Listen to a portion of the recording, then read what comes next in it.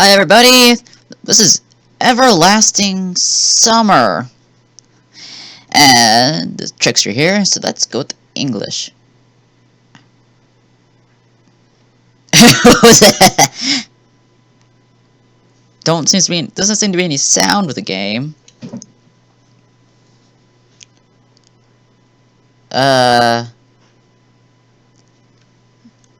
Share, copy, and any more format. Yeah, sure, whatever. Soviet games. Oh dear. This game is a work of fiction. Its author's imagination does not aim to offend, insult, or discriminate anyone on a religious, social, economical species, or any other basis. Any violation of the aesthetic sensitivity, active citizenship, or any other spiritual impulse lies on their conscience. Any resemblance of the characters to your real or imaginary friends, neighbors, colleagues, tulipas is entirely coincidental. All of the heroines are 18 years old and have confirmed their consent on participating in this game in written format. An excerpt from the screenwriter's medical history can be proved on demand. The game does not contain any propaganda or voluntary or not endings to one's life. Not a single mascot, animal, or human was hurt during the creation of this game. Happy reading!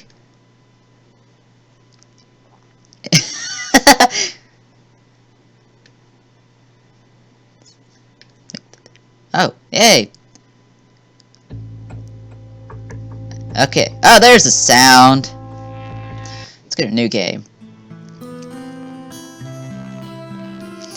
As I always said, I know nothing about these games when I play them. I was having that dream once again. That dream. Same thing every night. But it's all forgotten in the morning as usual. Maybe it's for the best. Only a glimpse of memory will remain of gates half opened, as if inviting me somewhere, with two frozen stone pioneers standing close by. And also that strange girl who keeps asking me.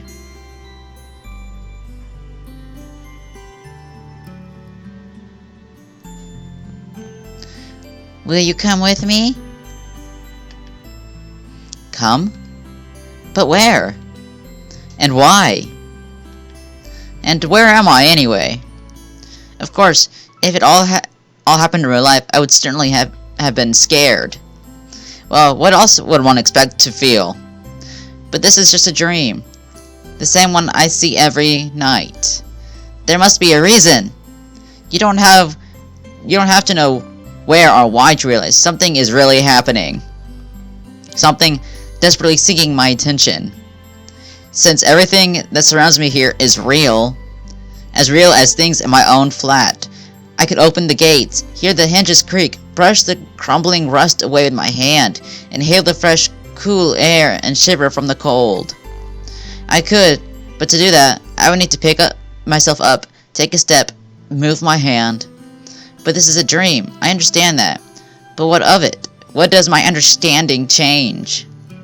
Because here, it's just like on the other side of the cracked screen of an old TV, which struggles to fight against static noise and strive to show its audience everything without missing a single detail.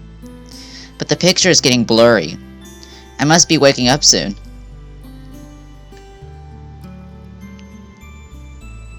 Maybe I should ask her something? The girl. What's her name? About the stars, for instance. Why the stars, though? I'd rather ask about the gates. Yes, the gates! She'd be so surprised. Or better, what? The dot over an I was called a title, but the dot over a J was called a superscript dot. Nice letters. What the fuck? As if they don't exist anymore. So, what do letters, gates, and stars have to do with this place? Because even if I'm having this dream every night, which will be forgotten soon anyway, I've got to look for answers here and now. And yet there, if you look carefully, you can see the Magellanic clouds. As if I'd end up in the southern hemisphere.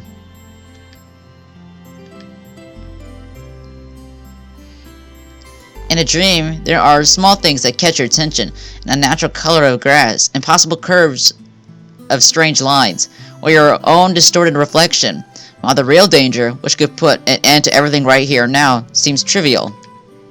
It's natural, since here you can't die. I know it for sure. I've done it hundreds of times. Me too. But if you cannot die, is there a point to living? I should ask the girl. She's local. She would know. Yes, exactly. I should ask her about the owl, for example. What the fuck? Where's the logic in this? Oh, there is an owl up there. I just now saw it. One strange bird it is. Though, it doesn't matter. Will you come with me? And every time I have to answer, it's the only way. Otherwise, the dream will never end and I will never wake up. Sure, I'll come with you, strange girl. Every time, it's so hard to decide on the answer. Where I am? What am I doing here? Who is she? And why does so much of my life depend on this answer? Or maybe it doesn't. It's just a dream after all. Just a dream.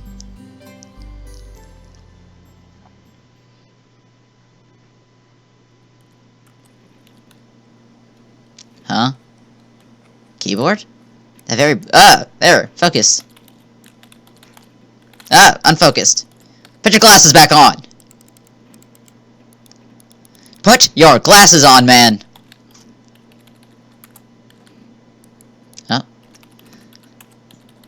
Oh. They took them off. Put them back on.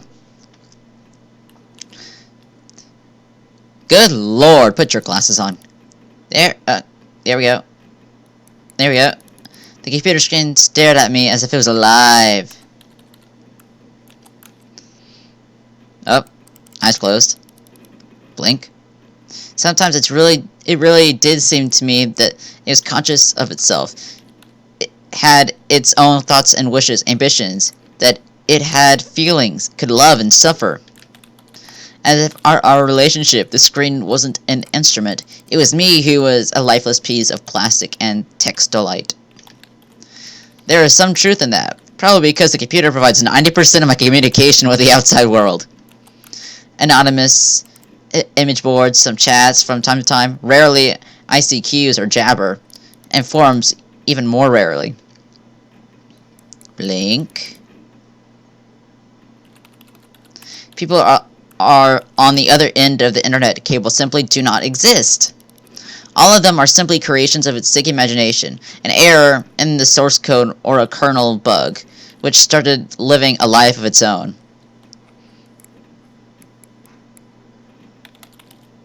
Blurred. What is that? What is that? What is that? Oh, it's a light. If one really looked at my existence from the outside, such thoughts would seem crazy, and the psychologist would surely give me a bunch of sophisticated diagnoses, and maybe write me a doctor's referral to the loony bin. Possibly. Bright light! Where's that? What? What is going on out there? It's bright! A small apartment with no signs of repair or any symbols of order in it, and always the same view out the window on the gray megalopolis running somewhere day and night. Such are the conditions of my life. Okay, so this is a solitary nerd. Well, of course, it didn't all start like this. I was born, went to school, and finished it, like all the others. I was accepted at a university, where I spent a year and a half trailing behind and struggling. I drifted through several jobs. Sometimes it was working out quite well, sometimes I was even getting decent money for it. But it all felt like it was not mine, as if taken from another man's biography. I wasn't living a life to its fullest. It was looping over and over in monotonous circles. Like in the movie Groundhog Day. It's just that I had no choice in how to spend my day, and every day repeated itself, the same vicious spiral. True that. A spiral of emptiness, misery, and despair. True words of an emo. For the last few years, I just sat in front of the screen all day. Sometimes there were menial jobs. Sometimes my parents helped me. All in all, I was able to provide for myself. No wonder really, since my needs are quite minor. I hardly ever leave my home, and my communication with other people almost exclusively consists of online correspondence with the anonymous, who have no real name, no gender, no age. So in brief, a quite typical life of a quite typical antisocial person of his time. Kind of Donnie Darko on a minor scale, without doomsday-related visions. Maybe some highly respected author will write a novel about me, and it'll become a contemporary classic of modern literature. Or I will write one myself. However, that's the point of fooling myself. What's the point of... I tried many times, but I couldn't even come up with a simple short story. I tried to learn many other things as well. Not gifted enough to draw. Programming, got bored. Foreign languages, takes too much time. The only thing I loved doing was reading, but still, I never would call myself a scholar. Perhaps I was an ace at watching anime, and a grandmaster of lame internet jokes. If I were to get paid for it, I'd probably be a happier person, and a richer person too, but I doubt it would fill the hole inside me. Ooh, pretty. That is pretty. Today was another typical day of a typical failure's typical life. And today is a day where I have to go to my university reunion. Frankly speaking, I don't want to go. What's the point? The time I spent with them, it was so short. However, I was persuaded by a friend, a former university mate, and one of the few with whom I keep in touch other than through the internet.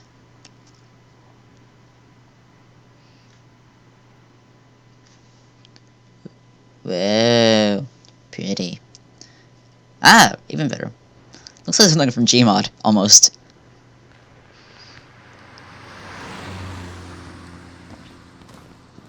It's a comic book. Crunch, crunch, crunch. This is very beautiful art. Is that me?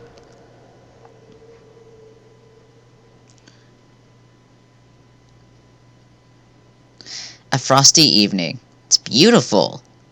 Cold, but beautiful. Bus stop. Waiting. I never liked winter. I love winter. Though hot summer is not my season either. It's just that I see no reason to point out any particular time of year. It doesn't matter much what the weather is outside when you stay at home 24/7. Wait, the electricity bill. You gotta worry about that. The bus today was running so late that I was about to curse it all and spend my last few hundred rubles for a taxi. The idea of returning home didn't cross my mind for some reason. As usual, millions of thoughts flew through my head, but there was not a single useful one to seize on. Such a thought that you could bring into existence, give a shape, turn to an idea, and put into practice. Maybe I could start my own business. But where would I get the money from? Or maybe I could go back to working in an office. No way. Maybe I should try freelancing. But what skills do I have, and who would want me after all?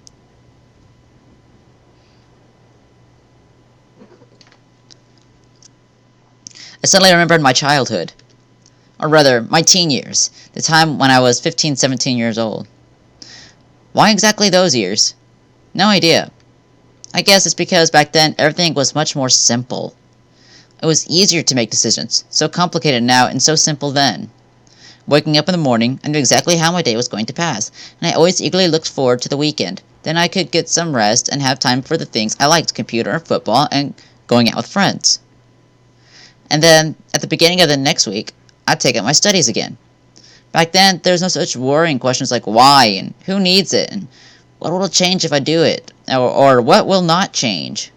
A simple lifestyle, so casual for any normal person, and so odd for myself today. That careless childhood age. It was also then that I met my first love. Her appearance and personality have vanished from my memory. Only her name remains, like a brief line from a social network profile, along with the feelings which overwhelmed me when I was with her. Affection, tenderness, the desire to care for her and to protect her. Sadly, it didn't last long. Today, I can hardly imagine something like that happening. I'd probably like to meet a girl, but I don't know how to start a conversation, what on earth to discuss, or how to attract her. Well, I haven't met any suitable girls for a long time. But where can I meet one anyway? Random thoughts, random thoughts, random thoughts. The sound of an engine brought me back to reality. A bus pulled over. There was something abnormal about it, though, I thought. Then again, it doesn't matter. Only the 410 runs this route. Oh, it's the 410. What? Am I going into heaven? It's bright. Wait, there's flames! Why is there flames? Street lights pass me by. It's as if there were cold light sparks inside of me, trying to ignite feelings long dead. Or maybe not ignite, just awaken them. Because those feelings, they have been living in me for a long time, slumbering and waking up again. The driver's radio was playing some very familiar tune, but I wasn't listening to it. I was watching the cars passing by through the fogged-up window. Because people are always rushing somewhere, chasing something they need, stuck in their own little worlds. Why would they care about mine? They probably have their own serious problems, or maybe they have much easier lives. You can't know for sure, since all people are different. Or are they? Sometimes someone's actions can easily be predicted, but if you can try to look inside his soul, you only see impenetrable darkness. The bus was approaching downtown, and my thoughts were interrupted by the bright city lights. Hundreds of billboards, thousands of cars, millions of people. I watched this light show, and somehow I got terribly sleepy. Yeah, bus rides do make me sleepy. My eyes closed just for a moment, and then...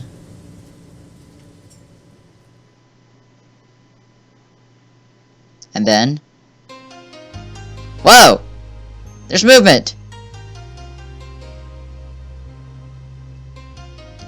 It's animation!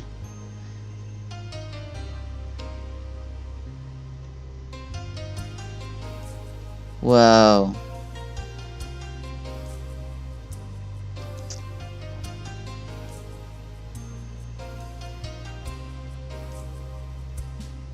This is beautiful.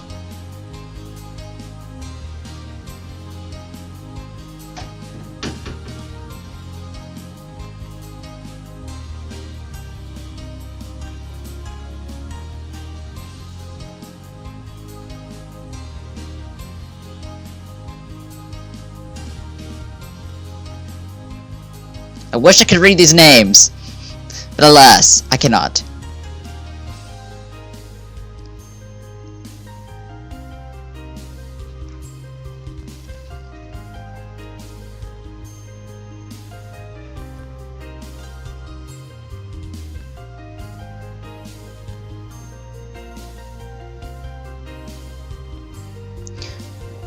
What is that? Blah blah blah.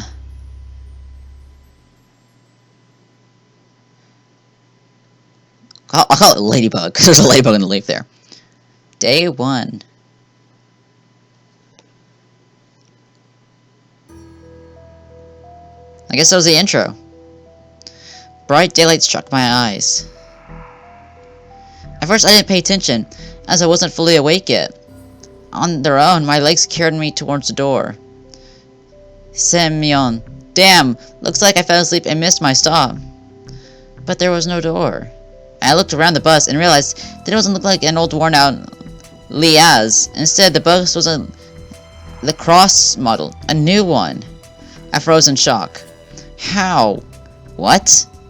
Am I dead? Have I been kidnapped? No, I must be dead. I patted myself down feverishly, slapped myself painfully in the face a few times, banging my foot in the back of one of the bus seats. It's clear, either I'm still alive, or you can still feel pain when you're dead. But how could this happen? Maybe I slept for too long and ended up at the bus depot. And then, what, did they put me into another bus? I rushed out and looked around. Greenery wherever I looked, tall grass on the roadside, trees, flowers. Summer? But how? It was winter just a moment ago. My head was aching unbearably. as if I was going to explode. Slowly, I began to remember.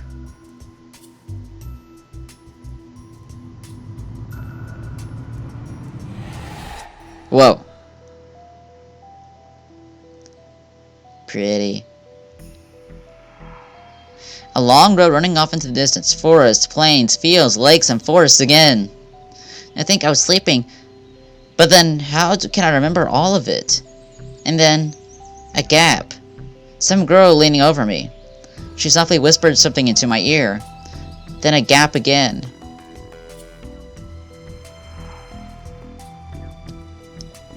And then I woke up here. Who was that strange girl? Or was she just a dream? For some reason, thinking about her makes me feel better and calms me down a bit. I feel warmth all over, coming from inside. Could it be her who brought me here? Then I need to find her. And the best place to look for her is away from here.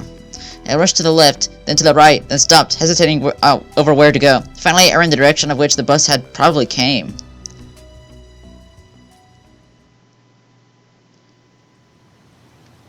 Physical exercise does refresh one's mind. Thoughts become clearer, and it gets a little easier to evaluate the surrounding reality. Not in my case, however. I was sitting on the roadside, wheezing and trying to ease my sore throat by gulping breaths of hot air. In any case, the run did its job. The fear withdrew for a while. Maybe I really am just dreaming. Though, recalling my self-harm on the bus, I immediately rejected the idea. I am neither dreaming nor dead. A narrow road ran through the field and far into the distance. The exact same road from my dream. I must be very far away from home.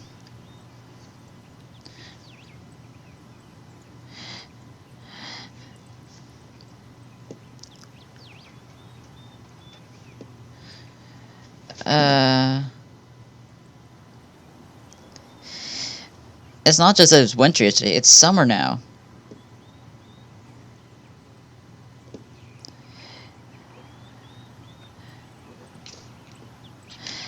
The whole environment. Of course summer is usually like this, green and hot, but here everything is not entirely lifelike. Everything looks like it was taken from the paintings of a Russian landscape artist of the 19th century. The grass is just too lush. The bushes are not like what bushes should be, and they are so thick you can't see anything through them, like treetops. Honestly, and the trees themselves. The forest was quite far away, but the trees looked as if they had closed their ranks and were now just waiting for the order to advance onto the field and plains. I caught my breath and looked at the bus, which was now barely visible. That was a good run. Fear overtook me once again. Those power lines. There must be people here. But what does it mean? In fact, that means nothing at all! Couldn't they have power lines even in hell? Roasting senators over hot coals. That's so last century. Yes. I must have reached the point of no return, after which you should either lose your mind completely or finally try to understand what is really going on. And while I still have a choice, I should pick up the second option. And slowly head back to the bus. Of course it was scary, but I'm not likely to find an answer in the fields or woods, and this wretched bucket of bolts is the only kind of link that I have with the real world. I should carefully scout the area. Where's the owl? Sovianok means owlet. A brick wall and its gate crowned with the Sovianok. I'm sorry if I'm butchering this. Statues of pioneers standing on either side, and a road sign nearby showing the bus route number 4410. Semyon, chip's ticking a bit too long today. I smirked. A person may start acting inappropriately in extreme situations. Something like that is probably happening to me now. This place doesn't look abandoned at all. No rust on the gates, no damage to the walls. Sovianok. What could have a name like that? Judging by the pioneer statues, it could be a kid's summer camp. Moreover, it appears to be open. Of course, the simplest explanation, logically speaking, explains nothing at all. The strange girl, the altered bus, Summer, the pioneer camp. Thousands of theories went through my mind instantly, from alien abduction to lethargic sleep, from a hallucination to a time and space shift. None was worse than any other, but there was really no way to pick a single one. Then it occurred to me, I can try to make a phone call. Duh! I took out my cell phone and dialed the first number from my contact list. Well, shit. But instead of signal strength bars, the screen showed a thick cross. Alright. There may be no signal in such a remote place. Though I cannot be the only one who came here. Buses don't drive themselves.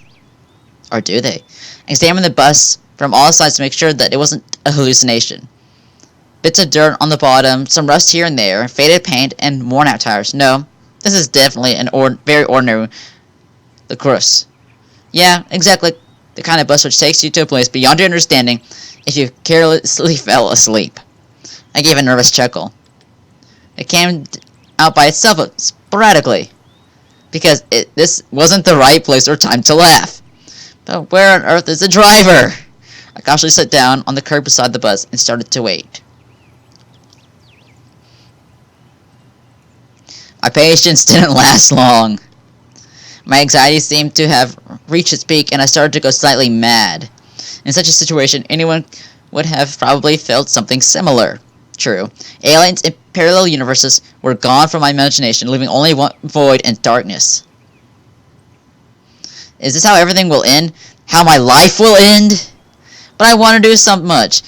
There were so many things that I had no time for yet. I was overwhelmed with the idea. This was definitely the end. But why? It's not fair. Surely I'm no worse than anyone else. God, why?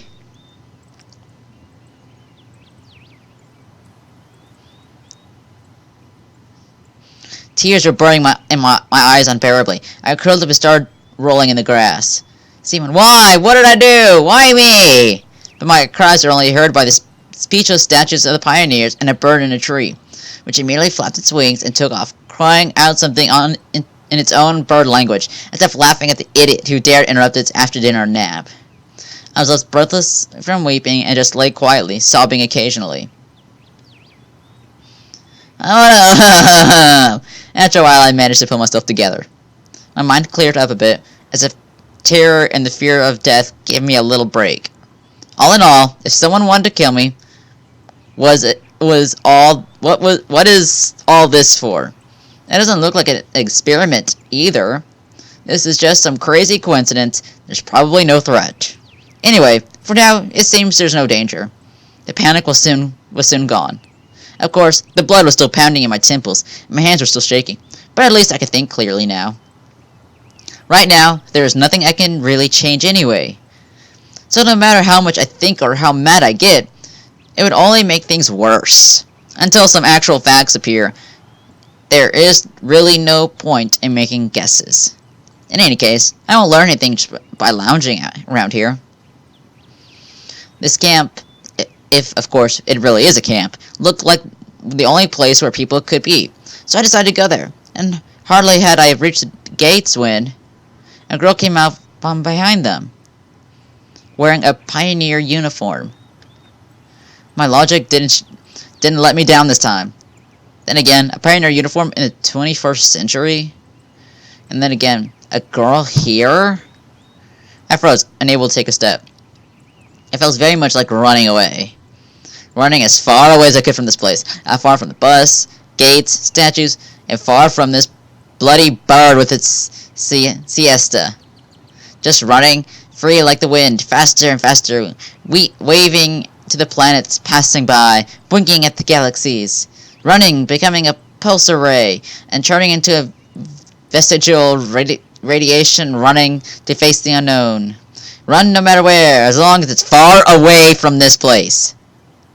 Meanwhile, the girl came closer to me and smiled. I could not help but notice her beauty, even though I was trembling with fear. Human instincts worked independent of consciousness, and while only 5% of the brain is responsible for cognitive processes, the remaining 95% are always busy sustaining a life. and in particular, ensuring stable functions of the hormone system.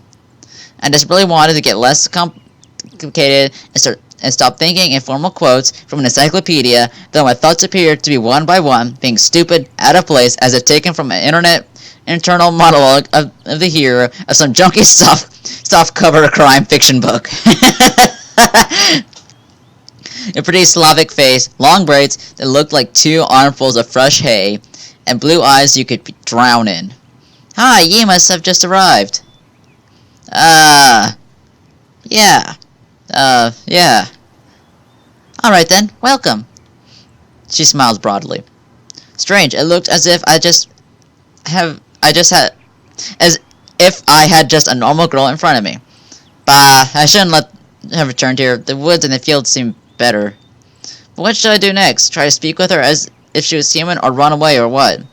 The blood was pumping unbearably in my head, tearing it apart from the inside. A little bit more, and the poor pioneer girl would be splattered from the gruesome contents of my skull.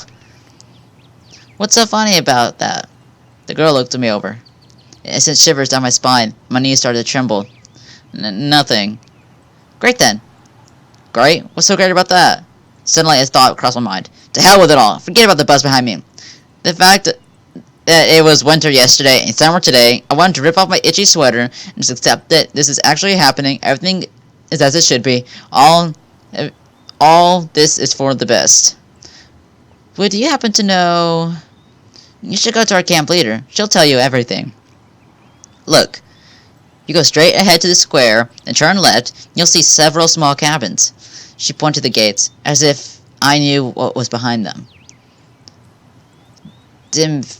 Dimitrievin is a patronymic, a derivative of a person's father's name. In this case, Dimitria, put by Russians after the person's first name as a sign of respect or formal address.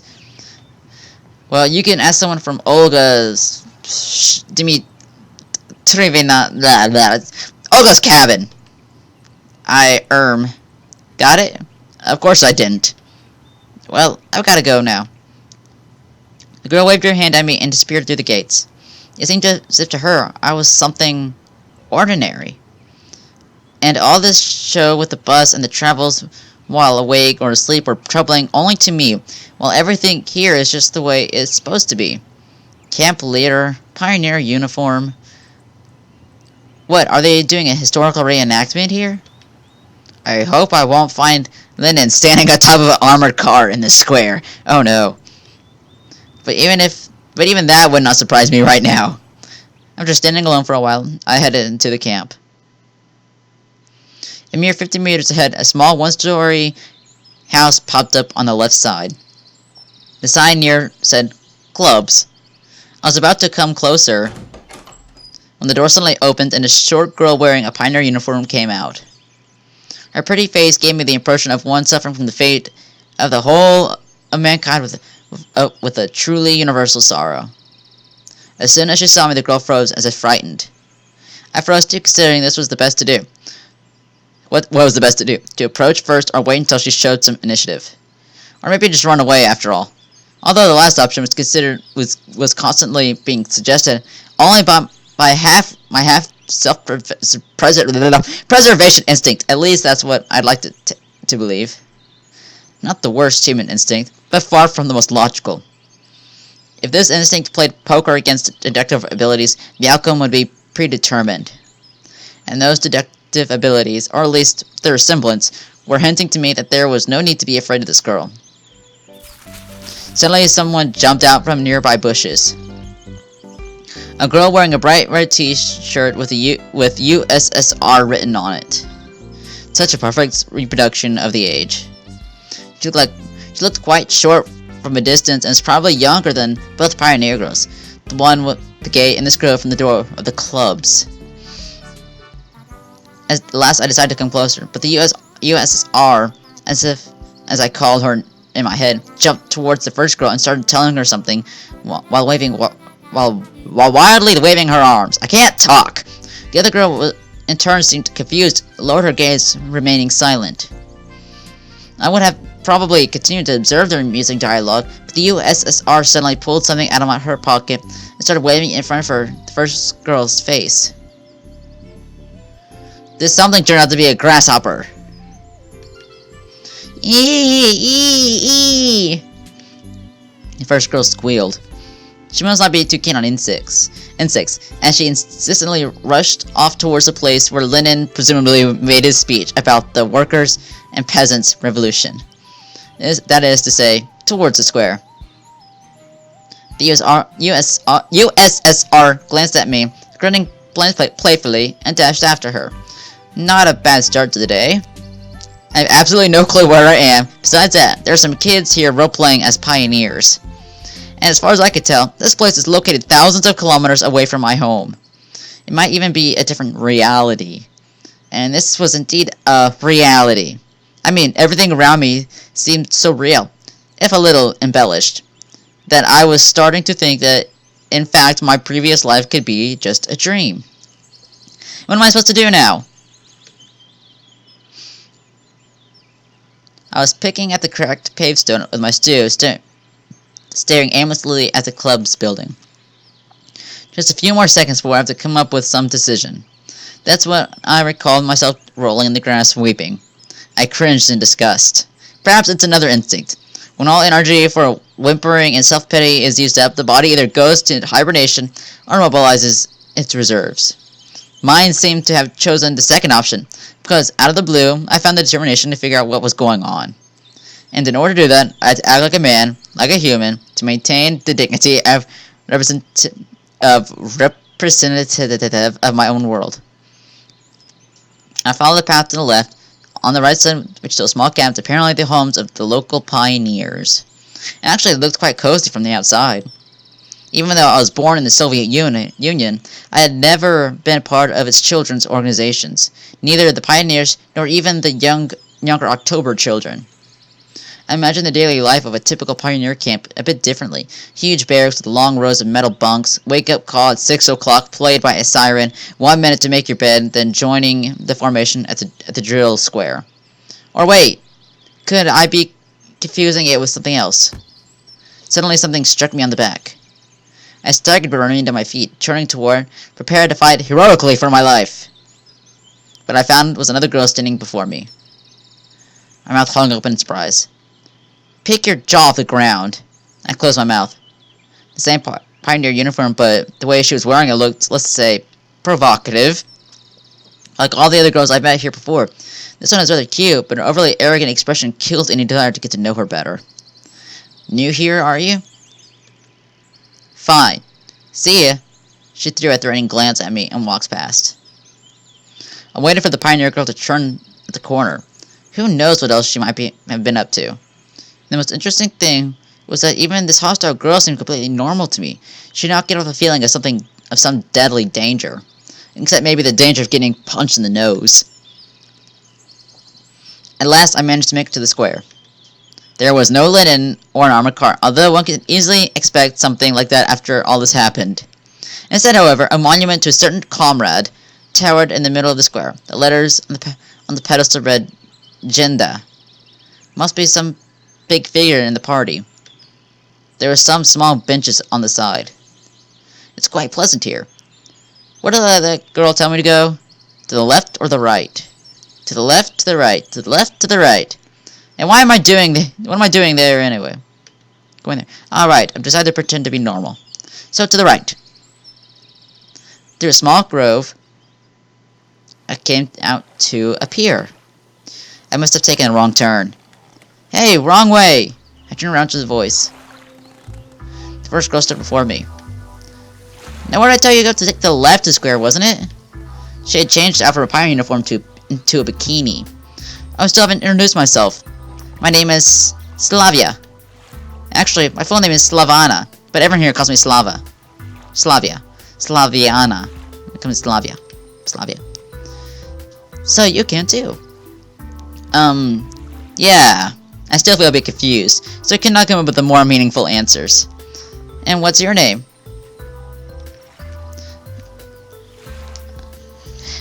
It felt like she could see right through me. Yeah, Simon. Nice to meet you, Simeon. Alright, I'm almost done here.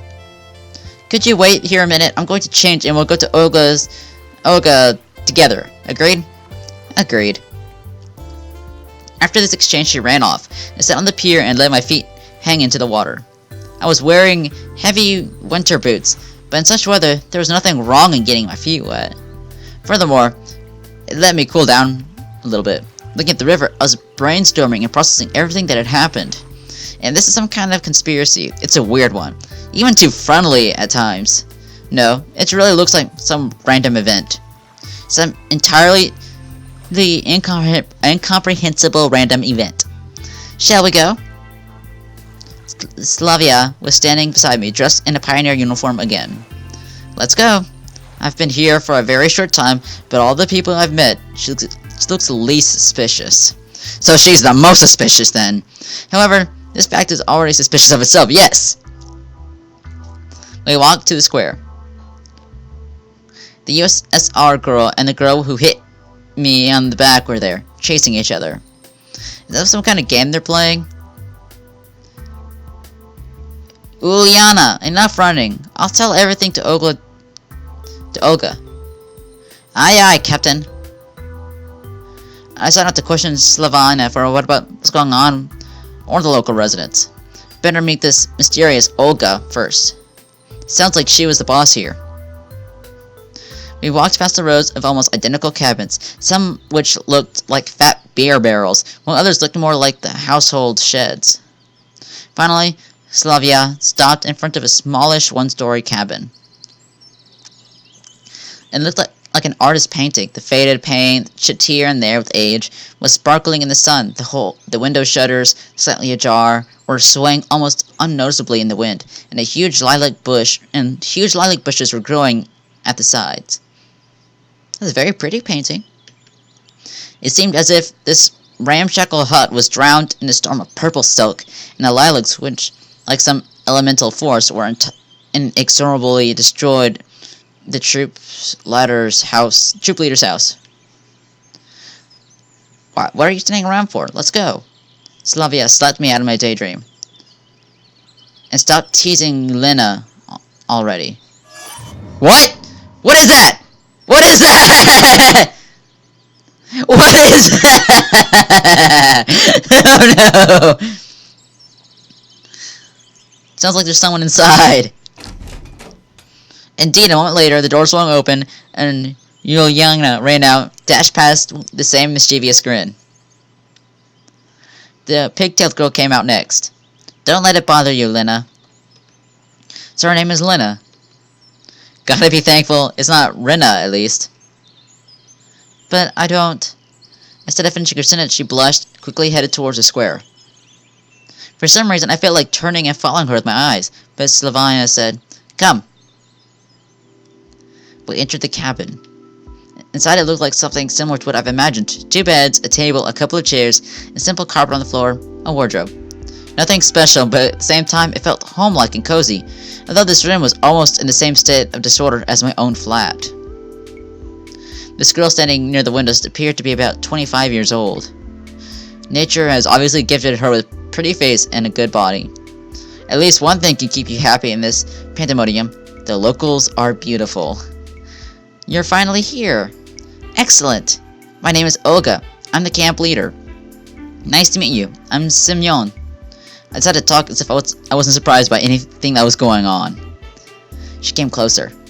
We've been expecting you since early morning. You've been expecting me? Yes, of course. And when does the next bus come? Why do you need it? Yeah, right. Why would I need it? Guess I shouldn't ask direct questions. The people here might react to them quite unlike how I prefer. And I doubt I get any answers. No reason, just curious. By the way, where are we exactly? Our mailing address, I mean? I wanted to send a letter to my parents to tell them I got here fine. For some reason, I had the desperate idea that if I played along, I would find something out. Oh, but your parents just called half an hour ago. Sent their regards to you. Now that's a surprise. So can I call them? Because I forgot to tell them something before I left. No. She gave me this sweet, spontaneous smile. Why not? We don't have a phone here. Wait, then how did they call you? Then how can my parents make a call to here? I just come back from the district's central town. I've talked with them there. Ah, so that's how it is. And can I somehow get to this town? No. She kept the same smile. Why not? Because the next bus only comes in a week. A week! I decided not to inquire how the troop leader managed to get there and back. I would get no answer anyway. At this time, Slavia was standing next to me and seemed to find nothing odd in our conversation. Oh, we need to find a uniform for you. I've got absolutely no desire to put on a pioneer shorts or to wear the ridiculous red neckerchief. However, wearing winter clothes in summer isn't a great idea either. Right, thank you. I wonder if I'm the only one here who finds it strange that someone's wearing a coat and winter boots in such heat. Rightio, I'll be off then. You can get yourself acquainted with the camp. Don't forget to come for dinner in the evening. Having said that, she walked out of the cabin. No, walked is not quite the word. She rushed out. I ended up with Slavia alone.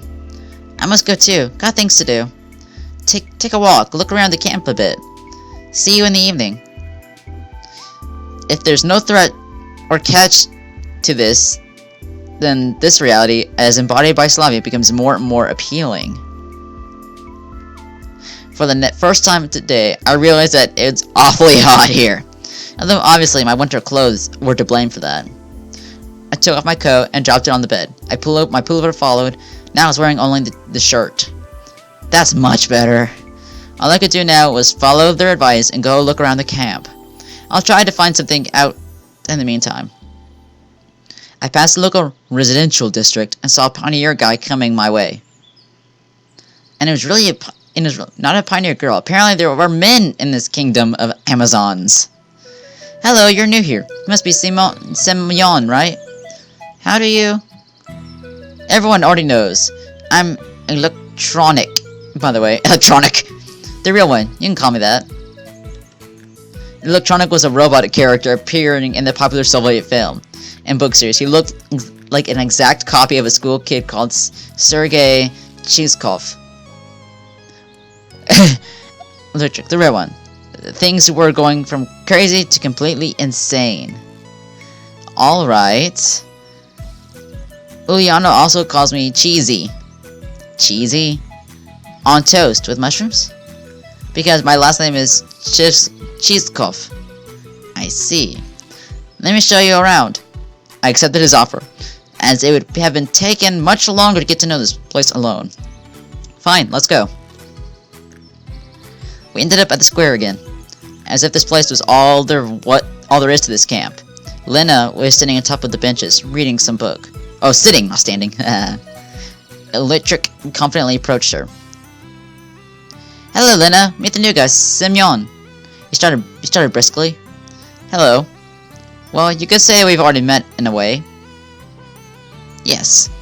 She stepped away from the book for a moment, glanced at me, blushed, and went back to reading, as if not noticing that we were still here. Alright, let's go on. I was at first surprised that meeting this girl was reduced to a couple of words, but then I thought it was better that way. Electronic's vigorous activity did not fit well with Lena's shyness. Let's go. Next, I came to a building which instantly identified as a canteen. And this here, I know this is where you consume organic food. Yeah, something like that. On the canteen's porch stood the unfriendly girl who hit me on the back earlier. At the sight of her, my joking mood vanished into a blink of an eye. Really, now is not the best time to be pulling this guy's leg, even though he's quite hilarious. First, I need to figure out what's here, or at least where I am. Her over there, that's Alisa Devchikska. Be careful around her. He spoke in a whisper. Divya means two in Russia. The whole nickname sounds exactly like Tuchi in Russian, a reference to the late Tuchiru anonymous image board. Don't even risk calling her Diva Che. She doesn't like that. What did you say? What did you call me? She must have heard him. In the blink of an eye, Alyssa jumped down from the porch and dashed towards us. Alright, you'll manage here from now onwards. Electric took to his heels. Yeah, right after him, yeah. I said that I never should come across the aggressive Alyssa again. I'm tired after Electric. Running to the square, I lost sight of him. But the Vetchka wasn't chasing me either. However, I really should not risk calling her that, even in my mind. After catching my breath, I wondered why I reacted like that. Alright, she's a girl, an aggressive one. But why run away? Failing to find a good answer, I sat down on a bench and started at the monument of Jinda. Looks like I have to kill time alone, waiting for dinner. I decided to go east. At least in the direction where east would be in my world. Soon after, I found myself near a football pitch. A game was in full swing there. I guess watching it for a bit wouldn't do any harm. In my childhood, in teen years, I was not a bad player myself, and even thought of going professional, but a few injuries in a row killed my desire to risk my health for the sake of uncertain chance in the game. Kids at different ages were running around the pitch. I could see a boy about 10 and a girl about 14 years old. A girl? Hey, that's Juliana. Alright, so she plays football. What's so surprising? She seems to be a restless one after all. I was standing quite far from the pitch, but she still noticed me. Hey you! Juliana shouted. Wanna play? I didn't know how to answer. On the other hand, running around for 10 minutes is no big deal. On the other hand, any wrong move in my situation can be my final one. But in any case, my attire wasn't suitable for the weather. If I played in the winter boots and warm jeans, I would sweat like a pig. And playing barefoot and without jeans would be simply unethical. Maybe another time, alright? I shouted in response, turned around and walked back. I was swallowed by Yuliana's screams about my pants, or about being a pansy, or something like that. What was that? Evening was falling, making me feel tired and empty after a day wasted with no real purpose. I came back to the square, sat down on the bench, and gave an exhausted sigh. I better sit here and wait for dinner. After all, it's easier to search for answers when you're not hungry. They give food to the people here, right? You know, it's curious how the simplest human needs can break the will to ponder on things, to strive for something. For example, I feel hungry now, so I care much less about where I am or what is happening to me. Could great people just also be affected by this? And in this case, how does Spartacus start the slave uprising in ancient times? I can only conclude that I am not a great person, and it does not really matter which mechanism I serve as a Gira, society, the Matrix, or a weird pioneer camp. My thoughts were interrupted by the sound of a bell chiming from a loudspeaker on a light pole. It sounds more like a horn. It must be the dinner call. I headed towards the canteen. It was a good thing that now I knew where it was. Olga was there, standing on the porch. I stopped and looked closely at her, as if I was expecting something. She looked back at me for a while, but at last I came closer. Simeon, what are you waiting for? Come in already. Guess nothing bad can happen if I go with her. My stomach backed me up. The two of us went inside. The canteen looked like a canteen. I'd had a chance to visit a factory canteen at some point in my life. This one was exactly the same, just maybe a bit cleaner and more modern. Metal chairs and tables, glazed tiles on the wall and on the floor, unsophisticated tableware with the occasional crack. Guess that's what a canteen and a pioneer camp's supposed to look like. Simeon, wait a moment. We'll find you a place to sit. She looked around the place. Devetya, hold it right there. Olga shouted at Alyssa, who was passing by. What? What's up with your clothes? Anything wrong with them? Indeed, her attire looked somewhat provocative. Get your uniform nice and neat right now. Alright, alright. Alyssa got her shirt right and walked past, shooting an unpleasant glare at me. So where can we find you a place to sit? There wasn't a lot of free seats. Go over there next to Gulana. Yes, it's fine. The food's already on the table, too. I had no other choice but to accept. In common Russian language, cutlet is minced meat fried or baked in the shape of a ball or a cylinder, close to American patties. Compote is a drink made by boiled, fresh, or dried fruit and a large amount of water, and compote in French. And of course, there is a probability that the cutlets are poisoned with curare. The mashed potatoes are generously seasoned with arsenic, and the glass filled with excellent antifreeze instead of compote. But it all looked so tasty, I had no chance to resist. Hey, what do you want? I replied with rather rudely to Yolanda, who was sitting next to me. Why didn't you play football with us? Because of my clothes. Still, I said, pointing at my source of my problem. Oh, alright then, eat. However, there wasn't much left to eat. My cutlet was missing from my plate. Only she could have done it. No more precisely, none but Yolanda could have done it. Give me back my cutlet! In the big family, you snooze, you lose. It can cost you a cutlet if you're careless. Give it back, I'm telling you.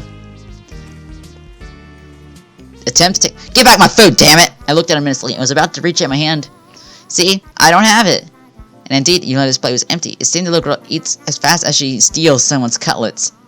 Take it easy. We'll work something out now. She gathered my plate and ran off. There was no point in following her. If they wanted to poison me here, they could have done it in a much easier way. About a minute later, Yolanda returned and handed me the plate with the steaming hot cutlet on it. Here's one for the starving. Thanks. It was all I could say. I was so hungry that my suspicion was gone in a flash. I picked up the cutlet with my fork and... What the... Some bug! No, not a bug! An insect! It got legs and it wiggles! The plate fell to the floor, broke into pieces. The chair hit me hard on my legs while falling. I've disliked insects since I was a child, but when these creepy crawlers appear in my plate, that's just way too much. You little... Yolanda seemed really ready for such a twist, and was ready at the door, laughing as if she just heard a fresh stand-up comedy joke. I dashed after her. We ran out of the canteen. We were just a few dozen meters away, and I felt I would catch the little girl easily. We ran to the square. Past the clubhouse. And right into the forest path. I started to gasp for breath. I should have quit smoking, I guess. Yolanda passed out of sight on the next turn. It can't be true that she managed to get away from me. It simply can't. And I stopped and tried to catch my breath. Night was falling. It looks like I'm lost. It's a bad idea to stay in the woods at night. Better get back to the camp. However, I had absolutely no clue which way to go. Well, gotta choose at random.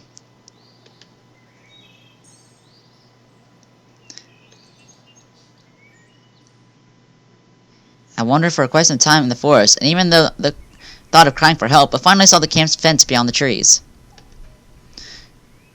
Everything fell back into place. The bus is gone, I mumbled quietly. On the one hand, there was something strange about that. The bus couldn't just stay there forever. On the other hand, it meant that there was someone driving, because buses do not drive themselves. Or do they? This world seemed too normal, but every event here had at least two explanations for it. An ordinary, real, everyday explanation, and a surreal one. Because certainly the driver could have just been off for a snack, and I left too soon. That's why. In any case, this is not the place for me. Whether the bus drives itself or not was probably an important question, but it was much more important to know how am I going to get here, how I got here at all. And where this here was. The field and the woods stretched towards the horizon, had no answers. There was nothing familiar about them. A strange, odd, and alien world. However, at the same time, it was absolutely not frightening. Either my self-preservation instinct decided to resign from its job, or all this running around the camp and the local pioneers had lulled me so much with their carefree normality that I was simply forgetting what had happened to me just a couple of hours ago. Although I probably had just no strength left to worry. All I wanted was some peace, calmness. I wanted to just have a break from it all. And only after that would I continue looking for answers, ready and reloaded. However, that would be some time later. And what about now? Can I allow myself to relax? It's getting dark. It got completely dark, and in any case, it was better to spend the night in the camp. I was about to head back when someone came up suddenly from behind. Hello, what are you doing here so late? It was Slavia, standing before me. I was so surprised that I jumped. So you didn't catch Yulana, did you? She smiled. I nodded disappointedly inside. No wonder. No one ever has. Yeah, she's a real rocket girl. She could have found a better use for her energy than looking for adventures. You must be hungry. You didn't manage to have dinner after all. Indeed, I completely forgot about my hunger. But after these words of hers, my stomach drew attention to itself, and by giving a treacherous rumble. Slavia smiled. Let's go then. What? Is the canteen still open? It's all right. I have the keys. The keys? Yeah, I have the keys to all the facilities in this camp. How come? Well, I'm something like the camp leader's aide here. I see. Well, let's go. It's an offer you can't refuse. When we arrived at the square, Slavia stopped in her tracks. Excuse me, I should warn you, my roommate, that I'll be late. She's so punctual herself that she'll be worried otherwise.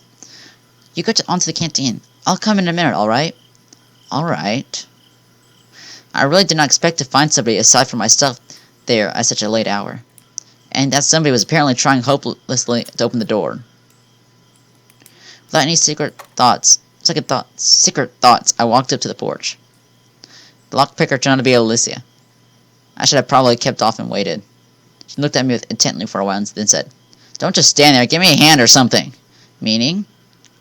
Help me open the door! Why? Because I want some buns and kefir. Dinner wasn't big enough. Is this really a good idea? Aren't you hungry yourself, huh? Yulana didn't let you have a normal dinner, did she? She smiled sarcastically. It's true. She didn't. It's fine. Slavia will come now and... What? Guess I shouldn't have said that. I'm off then. And you'll pay for this. You owe me 2 already. Having said that, Alyssa disappeared into the night. What was the first one? Slavia didn't keep me waiting for too long. Is everything alright? Yeah, why are you asking? No reason. It's nothing. It would be better if I didn't tell her about Alicia. Everything is fine. I said that and immediately heard a noise. Shall we go on? As for Slavia, she seemed not to have noticed anything. Or at least she was pretending she hadn't. We entered the canteen. Wait a bit. I'll go get something. I sat down in a chair and obediently waited for my savior. My dinner was simple, a few buns and a glass of kefir. No wonder, I bet hungry pioneers finished everything off. However, even this was far better than most of my usual diets.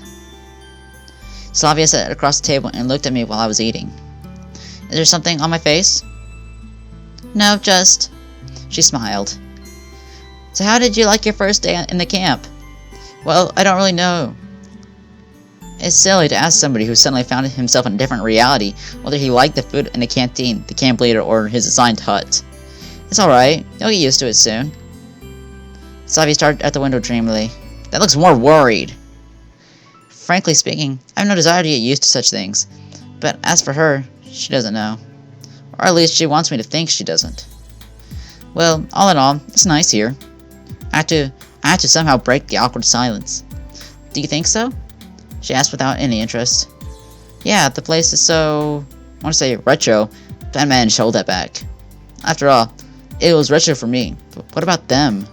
It might be the only kind of life they know. If the term life was applicable here at all. How? She watched me closely, as if something important depended on my answer. Well, I don't know. Lovely. Yeah, it's lovely here. I guess you're right. She smiled again. She looks so creepy. It's very good that you think so. Why? Well, not everyone likes it here. And what about you? Me? Yes. I love it here. It's great. Then you don't need to worry about what other people think. Well, I don't really worry. Slavia laughed. This conversation seemed to be leading me far astray from where I wanted it to go. And you're worried yourself. Really? Why do you say so? Well, when someone is chewing so intensely, I'm sorry. It's okay. I couldn't bring myself to be more cautious around this girl. But why her in particular? Why not any of the other local inhabitant? Every one of them looked completely normal to me. Precisely normal. So normal it sent chills down my spine and into my marrow. Normal, not like the neighbor with a power drill in one hand and a subwoofer in the other. Not like a passenger you can often meet in a subway or on a public transport. Not like a co-worker at the next table in an open plan office. And not even like a friend who only differs from other humans in his constant insistence. All of them look normal, as I would expect them to be, with their own downsides but without any superpowers. And Slavia was also cute? I glanced at her stealthily, not knowing what to say. I'm sorry, I wanted to show you the camp, but was ran off my feet. I didn't miss anything while on my own, I guess. Are you sure you haven't missed anything at all? She smiled so brightly that I had to drop my eyes in confusion. Well, how would I know? It's my first day here. Okay, and what have you seen so far? I've seen the square, the canteen, the football field, and by the beach. Just from afar. You really should go there. Or, let's do it together! Yeah, okay, we will. Her naturalness started to scare me. But then I thought, what if everything that happens here is how it's supposed to be, and this world looks strange only to me, while for them it is normal? Maybe I was thrown into the past. Yes, that would explain a lot. Can I ask a stupid question? No. Slavia smiled and stood up from the table. It's late. Can you find a way back to Ogla's by yourself? Of course I can, but why should I go there? She'll study you with someone. What for? Probably this question seems stupid because Slavia burst into good-natured laughter. You need to sleep somewhere, right? That makes sense. Fine, I'll be off then. Good night. Night. It's strange that she left me in such a hurry. A bundle of keys left in the door lock caught my attention. I was going to catch up to Slavia, but where does she live? And knocking on every door during the middle of the night doesn't sound like a bright idea. Let's take the keys. I better take them. Get them back tomorrow because who knows what happens here at night. Such thoughts give me chills. It's me who needs to be careful here in the first place. The night, though dark, wasn't silent at all. I want you to hear chirping crickets, the songs of the night birds rustling the trees from everywhere. A sudden desire to follow Slavia's advice and go to the camp leader suddenly appeared. I don't know why, but the sight of the unknown bronze builder of communism put me in a constructive mood. I sat on the bench and started to recall everything that had happened today. That was all my constructive mood could offer. He was much brighter than in the canteen, and tardy pioneers were running by, so this place didn't seem scary at all. Bus, summer camp, girls. I was so tired from everything new and strange that I could not come up with a single explanation for what was going on. I barely heard a noticeable rustle nearby. I shivered and looked into that direction. A girl, reading a book. Lena. I decided to move closer and talk. She was the only new person that I met here without exchanging even a few words. Hi, what are you reading? Lena was so surprised that she even jumped. Sorry, I didn't mean to scare you. Never mind. She blushed and started at the book again. So what are you reading? On the cover was written, Gone with the Wind.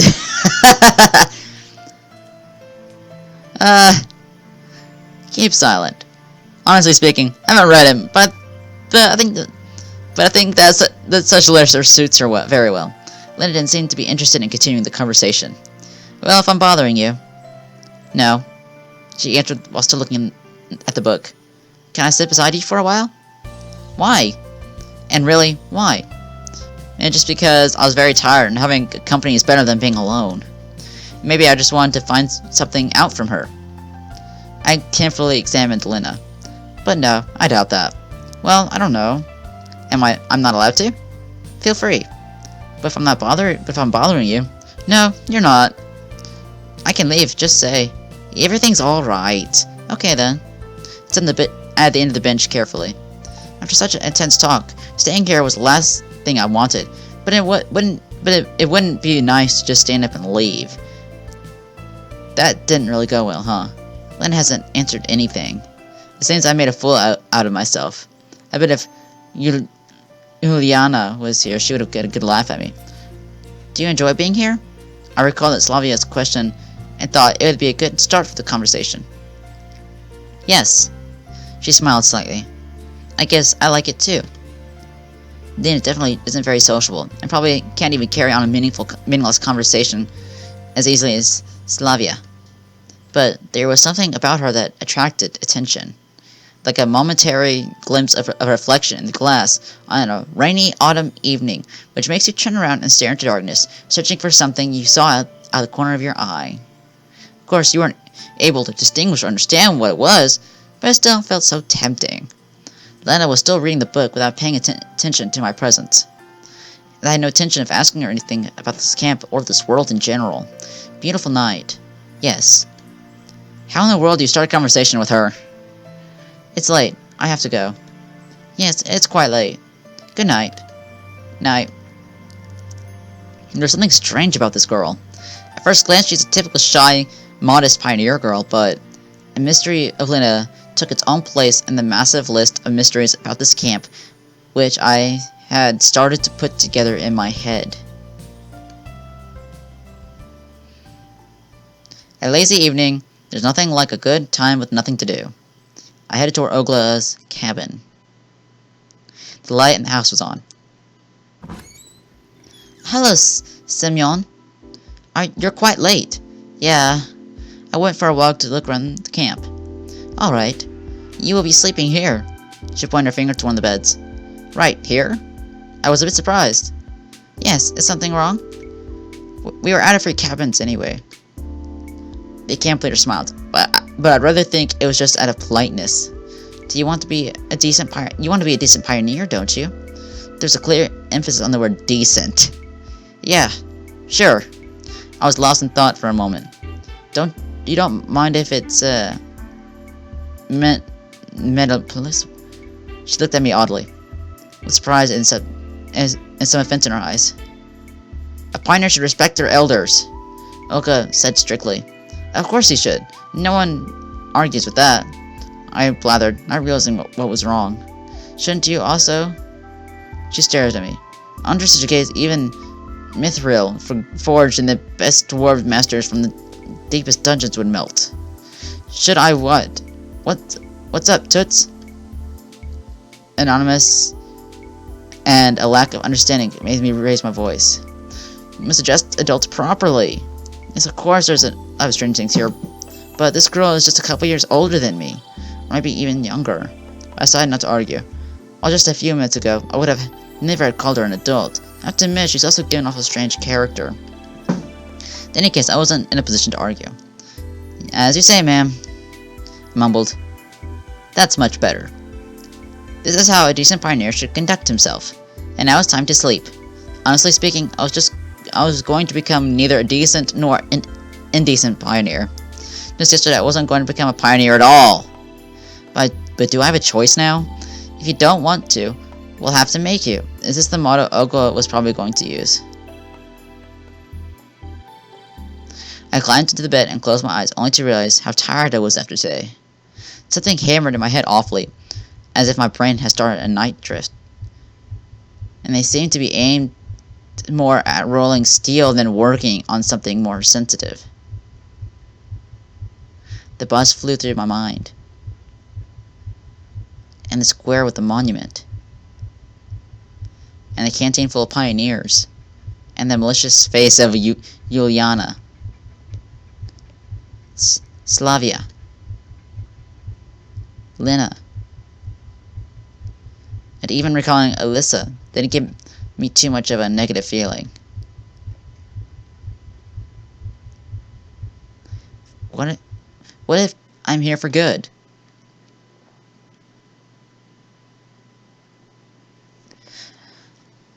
Alright, I'm gonna see if I can save, and I shall see you in...